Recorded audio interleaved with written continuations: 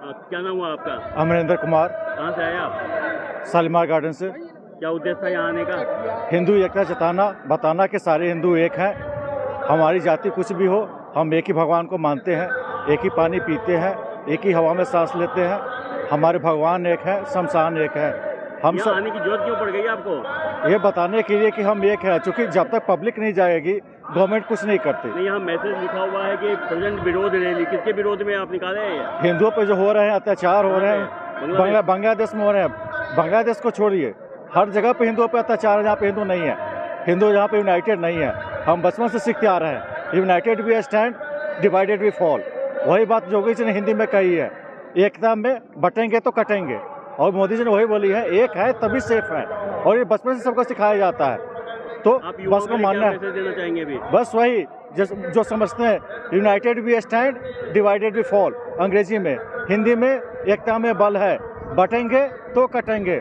और शिव खेरा ने भी बोला है उसमें, अगर आपका पड़ोस में आग लगी हो, आप सोच रहे हो कि मेरे घर में आग नहीं लगी है, मेरा घर सेफ है, तो आप बिल्कुल सेफ नहीं हो। आपके घर में भी आग के लपटें जलेंगी। और जो आज बांग्लादेश में हुआ है, पहले ऑलरेडी कश्मीर में हो चुका है। बरसों से आप हम सुनते आए हैं कि हिंदू मुस्लिम सिख ईसाई सब आपस में है, भाई भाई। ये इसका क्या कहना चाहते हैं आप? ये कोई भाई भाई नहीं होता, क्योंकि सारी दुनिया लड़ी ही इसी बात पे है। अगर ये सोच के देखो तो वो क्यों कहते हैं अल्लाह को, अल्लाह एक ही सबसे महान है। बाकी धर्म क्यों कहते हैं? काफिर कहाँ से पैदा हुआ? अगर वो कहते कि वही है, तो जैसे हम कहते हैं कि सारे धर्मों के जो गुरु हैं सब एक हैं, तो वो भी तो हम सम्मान दें। सम्मान का भी एक तरफा नहीं होता। अब तो पूरे भारत में देखा, पूरा एक्सट्रीम हो गया है, ये माहौल बहुत गर्म हो गया है। माहौल गर्म नहीं है, इंसान गर्म ही जिंदा रहता है। ठंडा तो मरने के बाद होता है, अगर जिंदे हो तो गर्मी है। अगर आपको सोच कर देखो, अपनी बहन रोड पर जा रहे हो, आपके बहन के साथ कोई छेड़छाड़ करता है, क्या करोगे? कि हम कुछ नहीं करेंगे, हम पुलिस का इंतजार करेंगे, पुलिस आएगी उसको पकड़ेंगे, हम एफआईआर दर्ज कराएंगे। तो आप अपनी नजर के सामने है, अपनी बहन का रेप होते देखोगे, माँ का रेप होते देखोगे, कहोगे जो कानून के बाद मारी करे। आपके घर में कुछ भी हो रहा है, पहले जिम्मेदारी आपकी है। आपकी माँ है, आपकी बहन है, आपका धर्म है, पहले आपको खड़ा होना होगा, समाज को खड़ा होना होगा, तभी गवर्नमेंट साथ देगी। लेकिन आपका ब्लड तो मुझे गर्म लग रहा है, युवा वाला।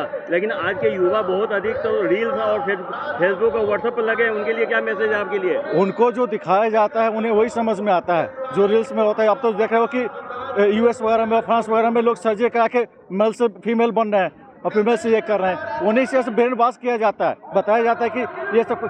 आज बहुत सारी युवाओं को पूछ कर तो उन्हें नहीं पता कि जो 90 के दशक में श्रीनगर में क्या हुआ था, हिंदुओं का कैसे नरसंहार हुआ था। जो अपने इस हिस्ट्री पे डाउट करते हैं, उन्हें क्या पता? अभी तक सोए हुए हैं जगह ने, उनके लिए क्या कहना चाहते हैं आप? उनके सबसे बड़ी जिम्मेदारी उनके पेरेंट्स की है। सबसे पहले वो जगह है, पेरेंट्स जगेंगे तो बच्चे जगेंगे। बच्चे हमें फॉलो करते हैं, हमारी बात कभी नहीं मानते। जैसे हम करेंगे हमारे बच्चे वैसे ही करेंगे। हम अपने पेरेंट्स की बात सुनते हैं तो मेरे बच्चे मेरी बात सुनेंगे, अगर नहीं सुनते हैं तो नहीं करेंगे। तो हमारी जिम्मेदारी बनती है कि हम बच्चों को संस्कार दें, उन्हें सही हिस्ट्री पढ़ाएं, उन्हें सही चीज़ माहौल से अवगत कराएं, उन्हें बताएं कि बेटा क्या सही है और क्या गलत है। अभी माहौल के हिसाब से मुझे लग रहा है शस्त्र के साथ शास्त्र भी उठाने की जरूरत है। आप क्या कहते हैं? ये तो सनातन का बेसिक फैक्ट है, कभी भी बिना शास्त्र के और शस्त्र दोनों साथ में ही चले हैं। राम जी ने राजपाट त्याग दिया था, धनुष बाण नहीं कभी छोड़ा था। उन्होंने, राम जी ने कभी सर्वे नहीं कराया था कि सीता को मुझे लाने के लिए पब्लिक से ओपिनियन चाहिए और मुझे इसके लिए चाहिए शस्त्र चाहिए। जो बात प्यार से नहीं मानेंगे उसके लिए शस्त्र भी होता है। राक्षसों को क्यों धनुष बाण से ही मारा जाता था, संहार उसका क्या था, कि वो बात नहीं समझते थे। और आज के टाइम में वही बात होती है, जो आपकी बात नहीं समझेंगे, जो ये नहीं करेंगे, उसको शास्त्र से ही समझाया जा सकता है। तो शस्त्र और शास्त्र दोनों ये हैं, कभी भी किसी ऋषि को उठाएगा। एक हाथ में कमंडल होता है तो दूसरे में त्रिशूल होता है कि ज्ञान देंगे, ज्ञान समझोगे अच्छी बात है, ज्ञान से तुम्हें सद्बुद्धि आ जाए। क्योंकि राम जी ने रावण के पास संधि का प्रस्ताव भेजा था, बोला था कि प्रेम से लौटा दो, लेकिन जानवर कभी आपकी बात नहीं सुनते। उनको दंड की भाषा ही समझ में आती है। जब दंड की भाषा ही समझ में आती है तो वही सही। क्योंकि हमें लगता है कि हिंदू बहुत लेट से जगे हैं, क्या कारण लगता है आपको? देखो, जगे नहीं है, जो सोते हैं वो जगते हैं। जो जगे हुए होने का नाटक करते हैं ना, सोए होने का, वो नहीं जगते। और इसका सबसे बड़ा रीजन है कि मैं नहीं मानता कि हम 200 साल से गुलाम थे। हम करीब 500-600 साल से गुलाम थे। अंग्रेज तो बहुत बाद में आए थे, उससे पहले तो मुगलों गुलाम थे। जिस समाज को अपनी पूजा करने के लिए जजिया टैक्स देने की जरूरत हो, उसको क्या बोलेंगे? हम आज़ाद थे। आपके जितने भी समाज में जातियों का ये जो भेद है, वो शुरुआत तो उसी टाइम पे हुआ था, क्योंकि उन्होंने बोला था कि पैसे दोगे तो ही मंदिर में चढ़ा देंगे। नतीजा क्या हुआ? जिनके पास पैसे थे वही मत जा सकते थे। तो उसी समय से अछूत हुआ का मंदिर नहीं जा सकते थे, अदरवाइज क्यों होता। उठा के देखो, जिसको आप कहते हो कि यह है भगवान वाल्मीकि को कौन नहीं मानता है। सीता माता उन्हीं के आश्रम में रही, लव कुश को शिक्षा उन्होंने ही दिया, सारा उनको ये करता है। तो जन्म के आधार ठीक है, हर कोई जन्म से ये होता है, लेकिन बेसिक जो होता है वो कर्म होता है, और कर्म के आधार पर एक किसी भी समाज में जन्म हुआ आदमी दूसरे धर्म अपना सकता है। आज तो बहुत सारे मंदिरों का पुजारी दलित है, इसका मतलब क्या वो दलित नहीं, जैसे पुजारी पद पर बैठे पुजारी हो गए, ब्राह्मण हो गए, हमारे आदर्श हो गए हो। अच्छा, आप अंत में ये बताइए कि जो युवा साथी यहाँ नहीं पहुँच पाए हैं उनके लिए कुछ मैसेज दे दीजिए। हो सकता है कोई किसी कारण से रहे हो, मैं उनको ये दोष नहीं देना चाहता, क्योंकि हमारी आज के टाइम आपको पता ही है प्रायोरिटी चेंज हो जाती है, कभी किसी एग्जाम चल रहा है, कभी कुछ चीज़ें हैं, वो ठीक है, लेकिन फैक्ट रही है कि पहले ये पहचानो कि तुम हो कौन।